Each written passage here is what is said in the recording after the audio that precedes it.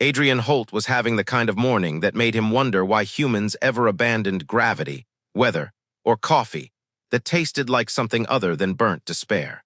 The station's cargo registry had collapsed at 400, triggering a domino effect of mislabeled containers, frozen customs queues, and captains demanding answers he did not have.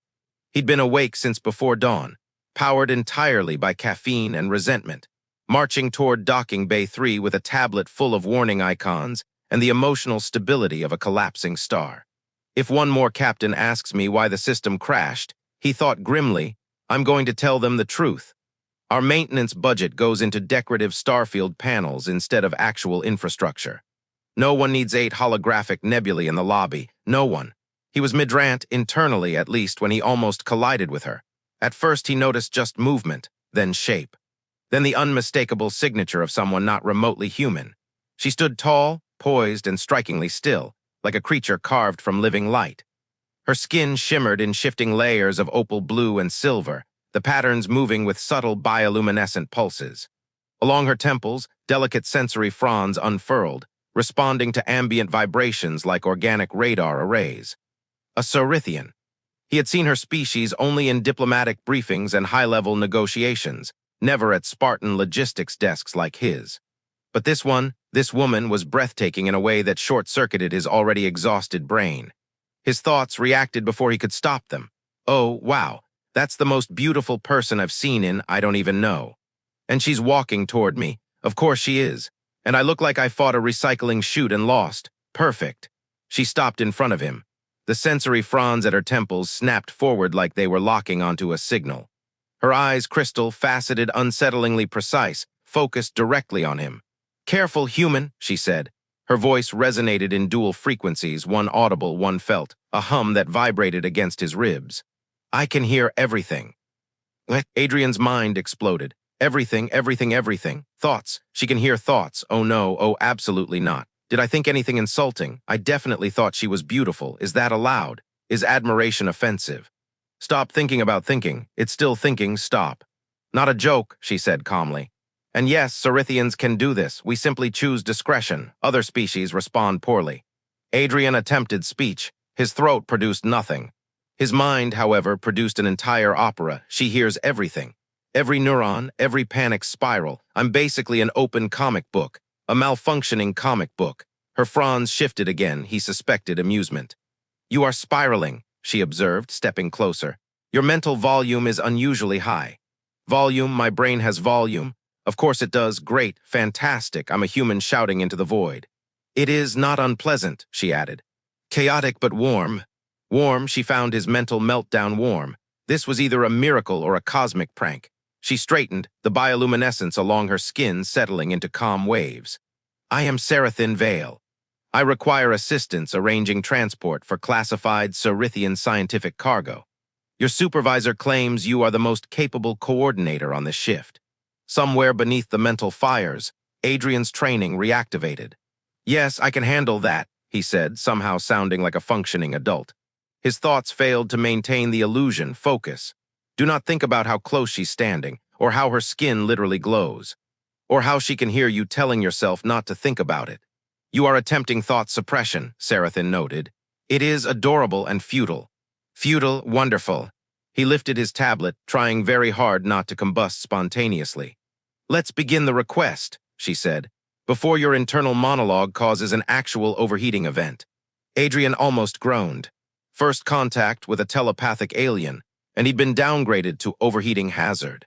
Still, as he opened Adrian tried very hard to pretend he was a professional human being, while Serathyn Vael stood beside his desk radiating calm, alien elegance, and the constant psychic awareness of everything happening inside his skull.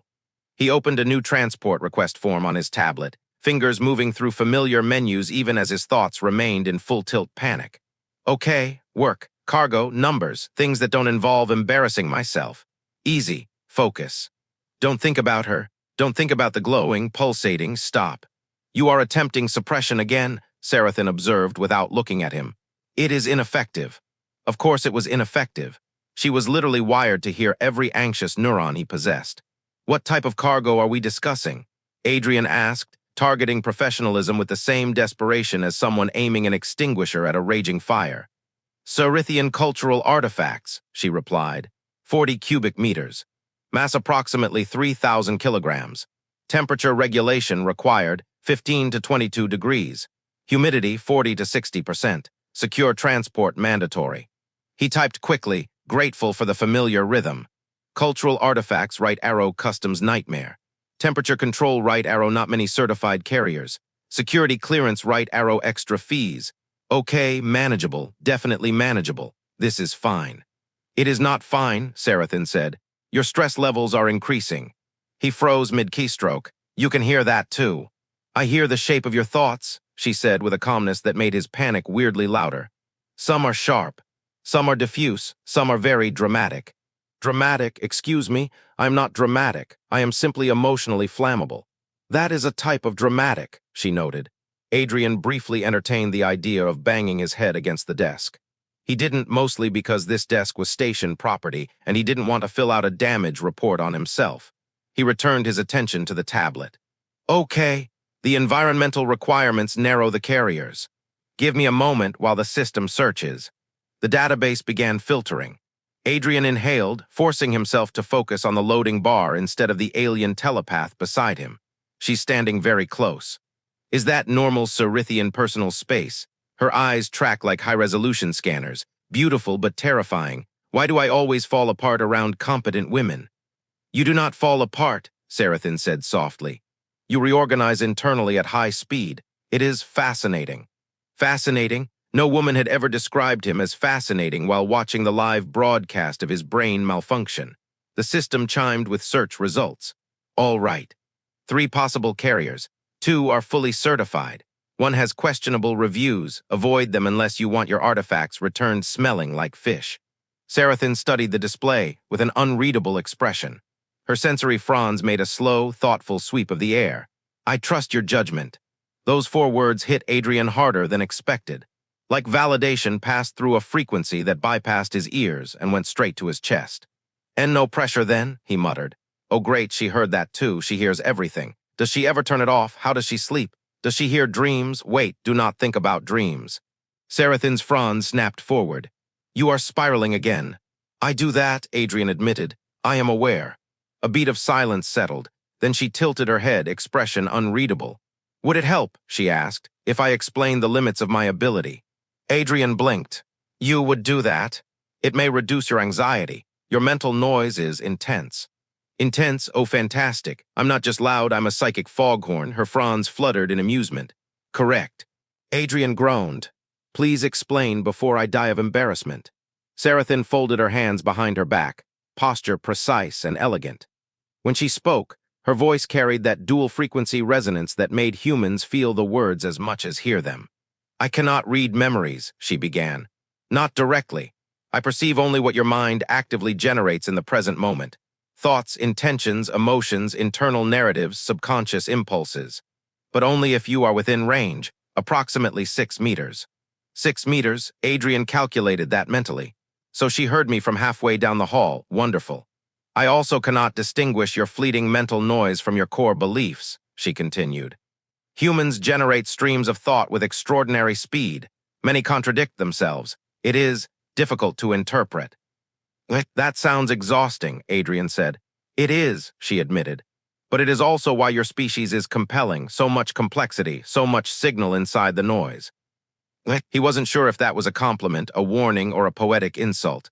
Then, what's the limitation? He asked. What can't you hear? Serathyn paused. Something flickered beneath her skin, light shifting in a pattern he didn't recognize.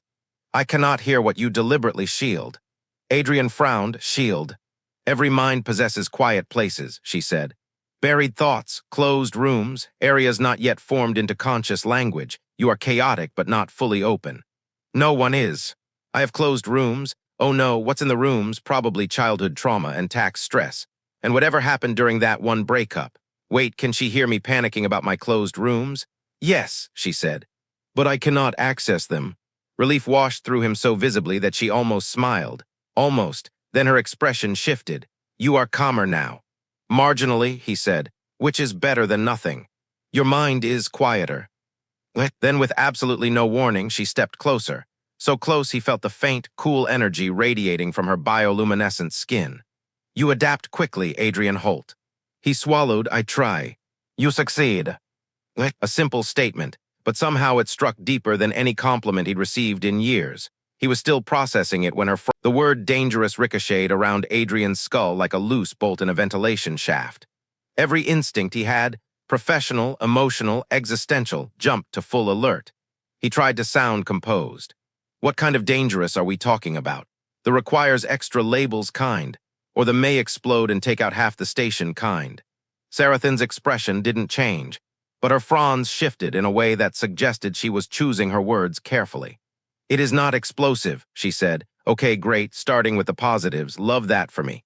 But explosive outcomes, she continued, are not impossible.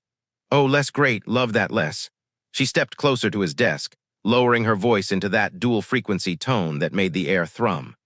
The cargo contains Serythian resonance cores. They are artifacts of our ancestral neural technology. Adrian blinked. Neural technology, like telepathy amplifiers. Not amplifiers, she corrected.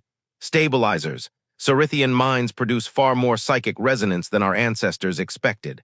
The cores allow us to function among non-telepathic species without. She hesitated. Incidents. Adrian's thoughts went nuclear. What kind of incidents? Oh God, does she mean accidental mind control, emotional bleed over? Public meltdowns, psychic explosions. If I die because someone's alien stress ball malfunctioned, I swear. Serathyn inhaled sharply. Control yourself. The images you are generating are wildly inaccurate. So they can't cause station-wide telepathic collapse. Not typically. Typically, Adrian squeaked. Her bioluminescent patterns flickered in annoyance. You are catastrophizing. I'm logistically preparing, thank you. You are imagining a psychic tornado, consuming the cafeteria. Okay, maybe that one got away from me. She stared at him, equal parts exasperated and entertained. You humans truly do create entire narratives in seconds. It is astonishing. Yes, well, anxiety counts as creativity. He cleared his throat. I'm going to need a full specification sheet. Environmental limits, containment requirements, risks if dropped, risks if exposed to light, risks if offended emotionally. They do not experience emotions, she said. Everything in this station experiences emotions eventually, he muttered. She almost smiled. Almost.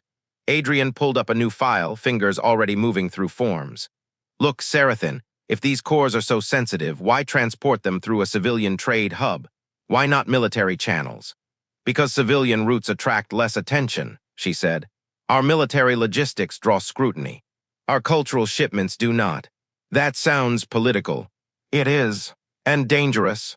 Yes, and something you should probably not be saying out loud in a hallway. She stepped closer, so close the bioluminescent shimmer of her skin reflected off his tablet. I am saying it to you, she said, because you must understand the stakes. He swallowed, hard. Great. I've been promoted from random logistics guy to reluctant accomplice in interstellar political drama. Absolutely what I needed this week. He brought up the temperature control carriers and secured a priority queue for the cargo bay inspection. Okay, we can route them through quarantine dock 7B minimal foot traffic. High shielding. Serathyn's fronds lifted in approval. Efficient. I try.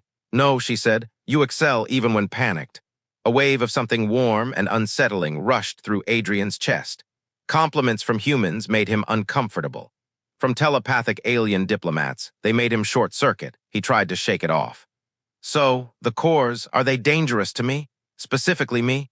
Logistical coordinators aren't usually near potential neural destabilization hazards. We mostly handle broken refrigeration units. You will be safe, she said. That didn't answer the question. You will be mostly safe. Mostly. Her expression remained perfectly serene. Your species is remarkably stable. Human neural patterns generate chaotic noise that interferes with resonance feedback. The cores will find your mind difficult to synchronize with. Because I'm mentally disorganized. Because your internal narrative structure is a whirlwind of contradictory impulses, unresolved microemotions, and comedic panic. So yes, she confirmed. Adrian covered his face with one hand. Amazing, perfect. My brain is a psychic insulation layer because it's basically a circus. A vibrant circus, she corrected, not helping. They began walking toward Dock 7B, because apparently his day wasn't stressful enough, and now he had to escort forbidden alien artifacts across the busiest deck of the station. The corridor was crowded with technicians, traders, and automated drones moving crates. Adrian tried to appear normal, like he wasn't escorting a telepathic alien with politically sensitive neural technology that could theoretically destabilize the station's emotional climate. Serathyn walked beside him with fluid grace, her fronds adjusting to the energy of the crowd. She looked completely at ease. Meanwhile, Adrian's brain was doing gymnastics. Can she hear every stray thought while we walk? Does her range grow in crowds? Is the resonance stronger here? What if she accidentally picks up someone else's thoughts and thinks it's mine? What if she hears the guy thinking about lunch and assumes it's me inviting her to, wait, do not think that? Serathyn suddenly stopped. He froze, her eyes narrowed, fronds lifted sharply. Adrian Holt, she said quietly, you must not walk directly behind me while generating those thoughts. What thoughts? He whispered in terror. The ones you just attempted not to think. Oh gods, yes, this is a nightmare. A predictable one. They reached Dock 7B at last. The automated lock sealed behind them with a hiss, leaving the two of them alone in the shielding chamber. Serathyn faced him fully now, her expression serious, so serious that the glow under her skin dimmed. This next part, she said, will require absolute trust. Adrian's heartbeat spiked. Oh, that's comforting, that's super comforting, wonderful. Trust with the one person who can hear me panicking about trusting her. Serathyn stepped closer, closer than she had ever stood before. Your mind is loud, she said softly, but it is honest. The shielding chamber felt too small, too quiet, too aware of the two people standing inside it, one human struggling not to implode, and one alien telepath preparing to involve him in something far above his job description and his emotional bandwidth. Adrian swallowed. You need my help, activating neural artifacts that could destabilize, what did you call it, resonance structures. Yes, Serathyn said calmly. Your involvement reduces risk. He blinked. That doesn't make sense. It does for Serythians. Okay, but I'm not Serythian. I am aware, because you can hear my thoughts. Yes, and those thoughts are currently screaming. Yes, he threw his hands up. Then how am I reducing risk exactly? Serathyn stepped closer, not intimidatingly, but with deliberate precision, like she was approaching a creature made of skittish electricity. Human neural patterns produce interference, she explained. Chaotic frequencies. They disrupt psychic resonance and prevent runaway amplification. You mean my anxiety makes me safe? Correct. Adrian stared at her. My brain is so messy it prevents alien disasters. That's either the greatest compliment of my life or the most insulting one. Both, Serathyn said. Great. She lifted her hand, and for the first time Adrian saw the object she'd been concealing beneath the folds of her uniform. It was a resonance core, a crystalline structure suspended in a transparent containment field, humming with shifting bands of violet and silver light. The air around it vibrated faintly, as if the artifact were singing at a frequency just below conscious hearing. Adrian froze. Okay, yep, that feels dangerous. That thing looks like it came out of a sci-fi horror movie where the scientists say it's perfectly stable right before it explodes and creates telepathic ghosts. Serathyn exhaled through her nose. I assure you it is stable. You say that, Adrian said, but your skin patterns just dimmed, and earlier you told me dimming means concern. She went still caught. You perceived that? I work in logistics, he said. Noticing things is my job, also you glow, it's not hard. Her fronds twitched, the Serythian equivalent of a startled laugh, maybe. Very well, yes, I am concerned, but not for the reason you imagine. Oh good, he said. I was worried it was something serious, like catastrophic neural failure. It is serious, she said. He paled. Oh no. Adrian Holt, she said carefully. Once activated, this core will synchronize with the strongest emotional presence in the room. He immediately pointed at her. Definitely you. No contest. You're an interstellar diplomat. I'm a guy who nearly cried this morning because my coffee tasted like burnt carpet. You misunderstand, she said gently. Strength of presence is not the same as emotional intensity. Oh gods. Yes, you're telling me my emotions are stronger than yours. Not stronger, she corrected. Louder, more textured, more unfiltered. Because I'm mentally disorganized. Because you are human, she said. And despite everything, his fear, his panic, the literal humming alien artifact, there was something painfully soft in the way she said that, almost reverent. Serathyn shifted closer, holding the core so near he could feel the vibrations against his skin. We must activate it together. What happens if we do? The core will attempt to interpret the strongest signal on its own. And that's bad. Potentially catastrophic. Oh, great, just checking. She extended her free hand toward him. Place your palm here. He hesitated, touching alien psychic artifacts, touching alien telepaths. This is how people die in cautionary tales. Or worse, this is how people end up in interspecies bonding rituals they never read the manual for. That is not what this is, Serathyn said, her tone caught between patient and deeply amused. Though your speculation is vivid. My coping mechanism is panic. I am aware. He placed his hand over hers anyway. The moment he touched her, the core responded. Light surged through the containment field, bright, searing, alive. The humming deepened, resonating through the floor, the air, his bones. The chamber lights flickered violently. Adrian gasped. It's Serathyn, it's vibrating. It is synchronizing, she said, her voice suddenly layered, echoing with power. Do not withdraw. I'm not withdrawing, I'm just thinking loudly. Yes, she said, very loudly. Patterns of light began to spiral along Serathyn's skin, racing toward their joined hands. He felt a pressure, like someone pushing against the inside of his skull, searching for a frequency to match. Steady your mind, she said. I am trying. Then stop trying. How do I? Feel, she said. Do not control. Do not suppress. Simply let your thoughts be. Let his thoughts be. Let his chaotic swarm of anxieties, fears, jokes, memories, insecurities, and overactive imagination roam free. That was either the worst instruction she could give, or exactly the right one, so he let go. For the first time in hours, he wasn't trying to hold anything back, not his fear, not his confusion, not his awe. Not his ridiculous attraction to the alien woman holding his hand while activating a psychic artifact with him. Everything spilled outward. And the core responded. It flared with blinding light. The resonance hit him like a shockwave. Images not his, but impressions, bleeding colors, distant memories, alien emotions brushed against his mind like passing shadows.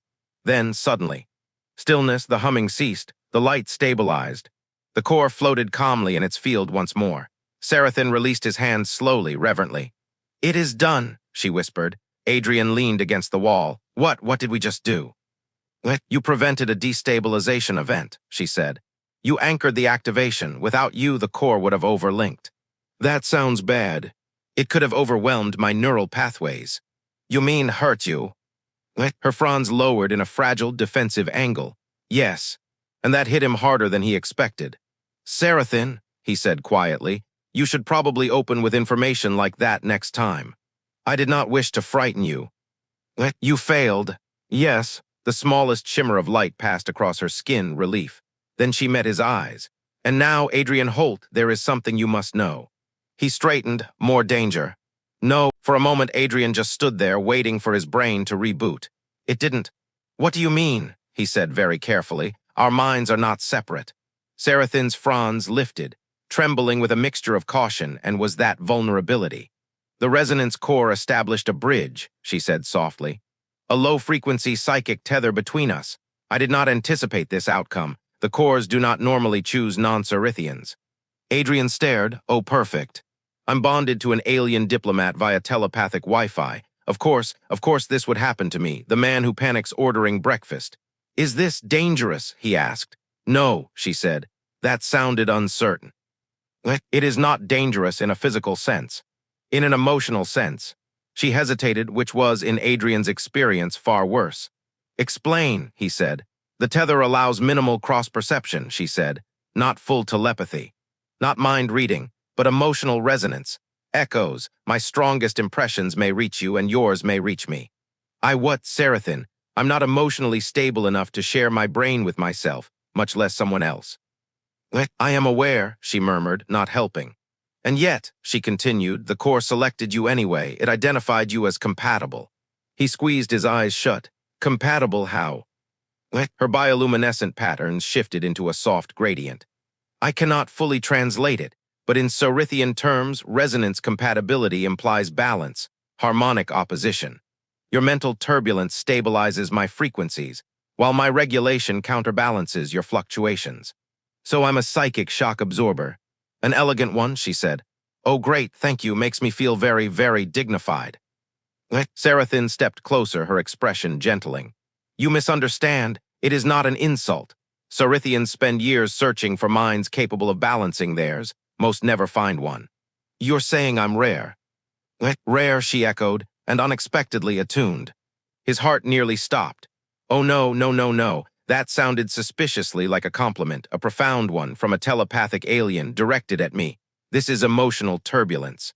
This is too much. Abort mission. Adrian Holt, she said quietly, your emotional field is spiking. Yes, he said hoarsely, because you just told me we're cosmically compatible. I did not use that phrase. But you implied it. Yes. There was a long, loaded silence, not a hostile silence, a gravity silence. Adrian cleared his throat, desperate for normalcy. Okay, so we have a link. What does that mean for the cargo transport? It means I must remain near you, she said, until the core stabilizes. Though, he processed that, near me. Yes, as in physically near. Yes, like within a few meters. Preferably within one. Adrian's brain attempted to exit his skull. 1 meter, he repeated faintly. Yes. For how long? Several days. His internal monologue combusted. I have to spend days in close proximity to a telepathically linked alien woman who can feel my emotions in real time. Me, the anxiety piñata, Serathyn blinked. What is a piñata? Don't worry about it. She moved toward the containment console, now maintaining an unnervingly perfect 1 meter distance, as if an invisible boundary followed her. The resonance will settle, she said, but until then you may feel certain effects.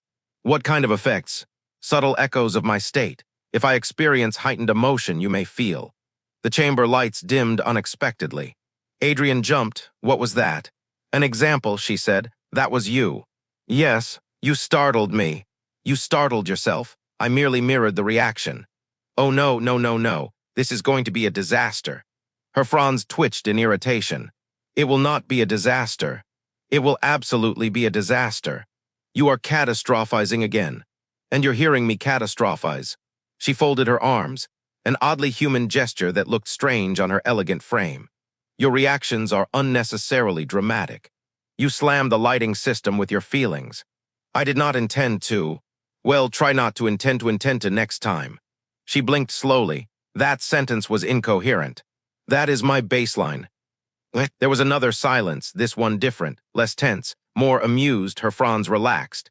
Adrian Holt, she said softly, your panic is uniquely clarifying. That is the least comforting sentence I've ever heard. Your mind is loud, she continued, tone warmer, but honest. Very few Serythians have ever heard such unfiltered emotional transparency. It is, she searched for a word, compelling. He made a strangled noise. Please stop calling my anxiety compelling. I cannot, she said matter-of-factly. It is accurate. He slumped against the wall. This is my life now, isn't it? Telepathic resonance partner to stressed alien diplomat. It is temporary, she said. The connection will fade eventually. He looked up sharply. Eventually. Yes, not soon. No, how long? Days, maybe weeks. He ran both hands down his face. Fantastic. You sound distressed, she said. I am distressed. Her bioluminescent patterns softened into pale silver. I am here, she said gently, because you steadied the core, because your mind prevented me from harm, because you anchored me. He froze. I do not take such things lightly, she finished. For once, Adrian had no internal commentary. Just a quiet. The next 48 hours were the strangest of Adrian Holt's life. He learned, for example, that Serathyn could unintentionally dim hallway lights whenever she felt sudden stress. He learned that walking within 1 meter of her meant every emotional spike he had. Fear, surprise, attraction, mild irritation at malfunctioning vending machines echoed faintly through her system. He also learned she made a tiny, involuntary trill in her throat whenever she tried to ignore those echoes. And she did that trill a lot around him. By the 3rd day, the resonance tether had settled into a quiet hum, like background static between them. Not overwhelming, not invasive, just present. A constant whisper that said, you are not alone in here, which wasn't comforting. It was terrifying and comforting and terrifying again. Adrian was oscillating so fast between emotions he was basically a human metronome. Serathyn took it in elegant stride, mostly, except when he accidentally sent her an emotional spike so intense that one of the cargo elevator doors jammed mid-track. That had been a low point for both of them. They were walking side by side through the quietest wing of the station, Observation Deck 9. A panoramic window stretched above them, giving a clear view of the asteroid belt glittering in the void. Serathyn slowed her steps. "You are quieter today," she said. "I'm trying," Adrian muttered. "For my sake," she asked gently. "For both our sakes," he corrected. "If I let my thoughts run wild, the station might lose gravity. Or explode, or emotionally implode. I don't know anymore."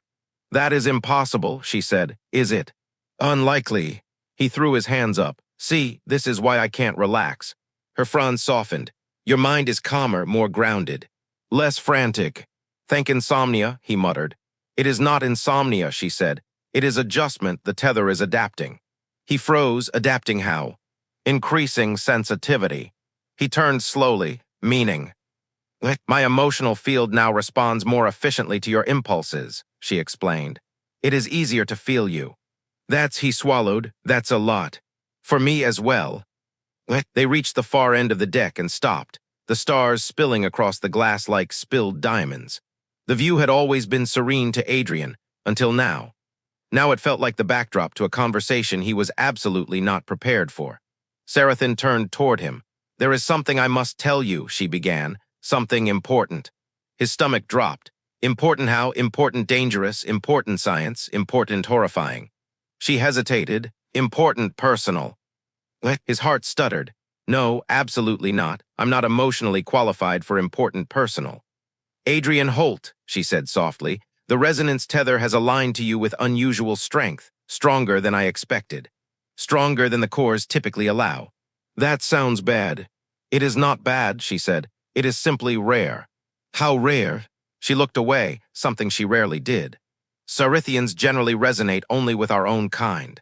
Infrequently with other species. The tether usually fades quickly. And this one, whoa. It will fade," she said, "but slowly, very slowly." "How slowly?" She hesitated again. "Months." Adrian made a weak choking sound. "Months." "Yes."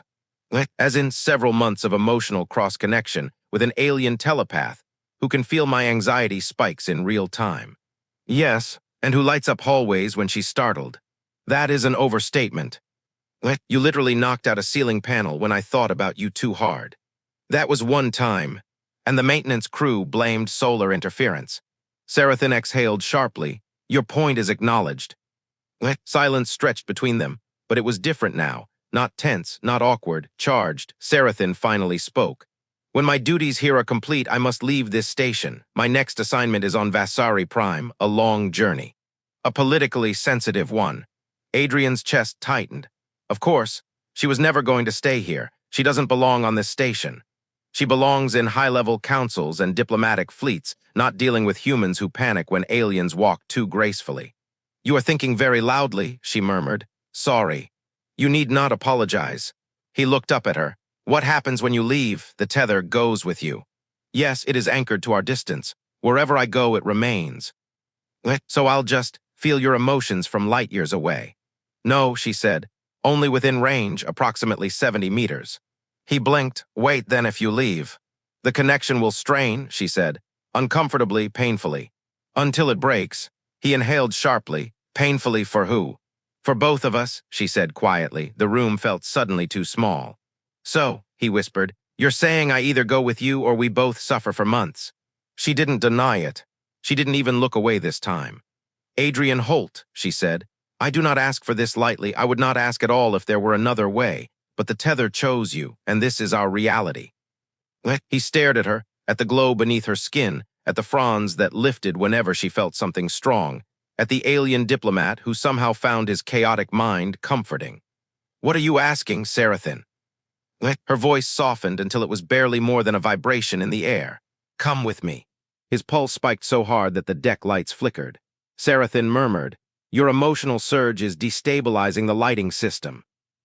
He exhaled shakily. "Sorry." "You need not be sorry," she whispered. "Only honest."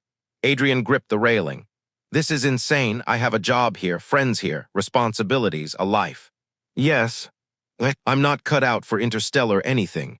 You are. I panic ordering breakfast. I know.